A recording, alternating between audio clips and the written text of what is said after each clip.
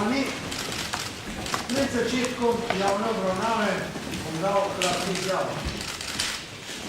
Na odločanje Ustavnega sodišča različni pritiski niso vplivali, ne vplivajo in ne bodo vplivali.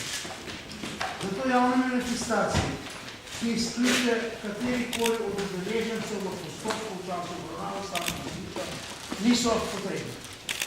To velja tudi za današnji protestni shod, ki ga je pred Ustavno sodišče sklicala Zveza svobodnih sindikatov Slovenije. Vsi državni organi, sindikati, njihovi člani in drugi udeleženci obravnave so danes dobili svoj dan v Ustavno sodišče. Njihov glas bo tu predstavljen in bo tudi slišan. Predstavljeni argumenti bodo skrbno preučeni. Ustavno sodišče bo odločilo na podlagi ustave, ne na podlagi političnih, javnih ali kakršnikoli drugih pritiskov. Zagotavljam, Ustavno sodišče je in bo ostalo neodvisno in nepristransko.